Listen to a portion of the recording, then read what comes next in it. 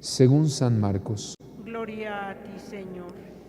En aquellos días vio Jesús que lo seguía mucha gente y no tenían qué comer. Entonces llamó a sus discípulos y les dijo: Me da lástima esta gente.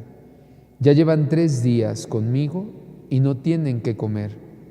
Si los mando a sus casas en ayunas, se van a desmayar en el camino. Además, algunos han venido de lejos. Sus discípulos le respondieron: ¿Y dónde se puede conseguir pan aquí en despoblado para que coma esta gente? Él les preguntó: ¿Cuántos panes tienen? Ellos le contestaron: 7. Jesús mandó a la gente que se sentara en el suelo, tomó los 7 panes, pronunció la acción de gracias, lo partió y se los fue dando a sus discípulos para que los distribuyeran. Y ellos los fueron distribuyendo entre la gente. Tenían además unos cuantos pescados. Jesús los bendijo también y mandó que los distribuyeran. La gente comió hasta quedar satisfecha y todavía se recogieron 7 canastos de sobra. Eran unos 4,000. Jesús los despidió y luego se embarcó con sus discípulos y llegó a la región de Dalmanuta. Palabra del Señor. Gloria a ti, Señor Jesús. Tomen asiento un momentito, por favor.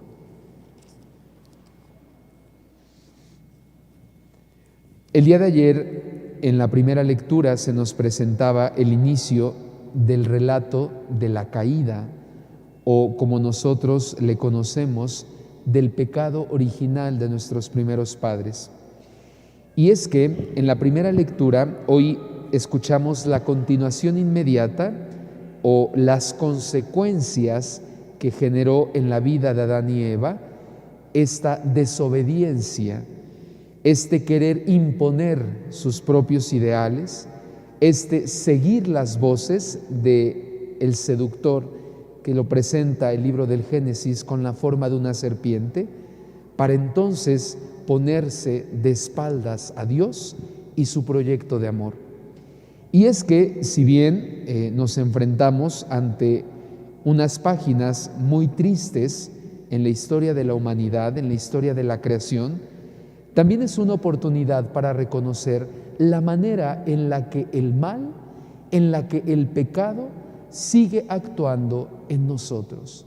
Y entonces sí, estar alertas, estar atentos ante cualquier situación que quiera apartarnos de Dios.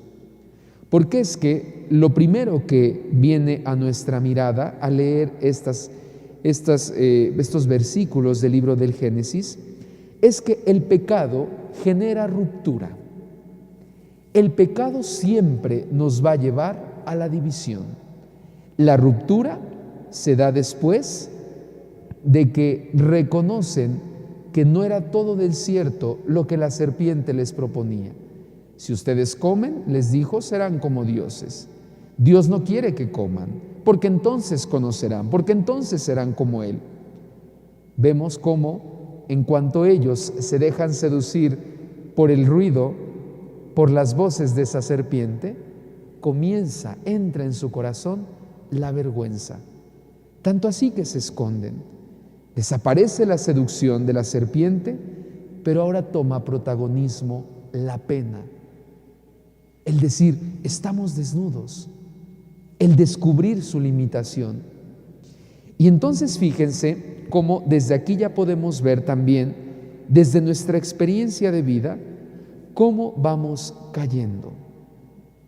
Siempre la voz que nos lleva a elegir otra cosa que no sea Dios, siempre la tentación nos va a decir o nos va a presentar un bien aparente. Si tú haces esto, vas a ser feliz. Si tú sigues haciendo esto, tu familia en realidad no se va a enterar, no va a pasar nada malo, no te va a hacer daño. Pero fíjense la manera de obrar del tentador, porque primero te presenta esto como una opción agradable y una vez que caes, te lo echa en cara. Mira, no eres tan fuerte. Mira, te equivocaste. Mira, estás destruyendo a tu familia. Mira, te estás destruyendo. ¿Y ahora te vas a acercar a Dios? Claro que no. ¿Cómo te vas a acercar a Dios? ¿Qué es lo que pasa con Adán y Eva en el relato del Génesis? Ellos se esconden. Ellos no quieren ser vistos por Dios. Ellos buscan por todos los medios que Dios no se acuerde de ellos. Y es ahí donde viene el Señor, nuevamente se presenta a un Dios cercano. Él tiene la iniciativa para acercarse a Adán y Eva, y viene una pregunta muy importante. ¿Dónde estás? ¿Dónde estás, Adán? ¿Dónde estás, Eva? Es una pregunta que Dios también nos hace siempre. ¿Dónde estás? Ahí donde te puse, ¿cómo estás? ¿Dónde están tus pies? ¿Dónde está tu corazón? ¿Dónde está tu mente? ¿Dónde estás? ¿Dónde estás ahora que te has apartado de mí? Ahora que has elegido otros caminos que aparentemente te daban felicidad, que aparentemente te daban bienestar, ¿dónde estás? La respuesta de Adán va a ser la respuesta de todo aquel que cae en la cuenta de que falló. Y es decir, comenzar a buscar culpables. ¿Qué es lo que hace Adán? No le responde a Dios dónde estoy. No le dice estoy aquí, Señor. Inmediatamente, la mujer que tú me diste, fíjense, es decir, es tu culpa y su culpa, no mi culpa. No acepto dónde estoy, no reconozco cómo estoy. La mujer que tú me diste, las debilidades, mis caídas que tú me pusiste, mira dónde me tienen. Y el Señor no le dice nada. Va con Eva. ¿Qué hiciste? ¿Qué pasó? ¿Y qué hace Eva? La serpiente, no yo, la serpiente. Aquí podemos ver esta serie de rupturas porque el pecado es lo que viene a romper nuestra relación, en primer lugar con Dios, pero también con los que están cerca, con nuestros hermanos, con la creación, la serpiente, la creación, el árbol, el fruto, lo que prohibiste, crea ruptura, crea división. Y ojo, porque Dios, que respeta nuestra libertad, también respeta las consecuencias que derivan de nuestras malas decisiones. ¿Qué es lo que pasa? Vienen consecuencias para Adán y Eva. No es un castigo el que sean expulsados. No es un castigo el que ahora tengan que vivir el trabajo, los sacrificios, el dolor. No es un castigo. Es la consecuencia de haber elegido otro camino que el que Dios les proponía. Por eso, hermanos, yo creo que nosotros, a la luz de esta palabra, debemos reconocer algo. ¿Cuántas de las cosas a las que nos aferramos y que sabemos que no son lo que Dios quiere, en realidad nos destruyen? En realidad nos apartan del proyecto inicial que Dios tiene para nosotros como familia, como sacerdote, como religiosas, como padres de familia. ¿Por qué sufrimos? Porque nos apartamos de lo que Dios espera y quiere de nosotros. Un matrimonio, la mayor parte del tiempo, ¿por qué fracasa? Porque se aparta de lo que tiene que vivir como matrimonio, como esposo, como esposa. Un estudiante, ¿por qué fracasa? Porque se aparta de cumplir con sus obligaciones como estudiantes. Eso es lo que sucede en nuestra vida cuando nosotros nos apartamos de lo que Dios espera, de lo que Dios nos ha confiado. Sin embargo, en medio de estas páginas muy tristes de la historia de la salvación, fíjense cómo termina esta primera lectura con un mensaje de esperanza. Es lo que también se conoce como el primer evangelio, porque cuando Dios está diciendo a la serpiente, ¿por qué has hecho esto? Serás maldita. Fíjense, a ella sí, al mal sí lo condena, al mal sí lo señala, al mal sí lo castiga. Viene un mensaje de esperanza. Pondré enemistad entre ti y la mujer, pero de la descendencia de la mujer te aplastarán la cabeza.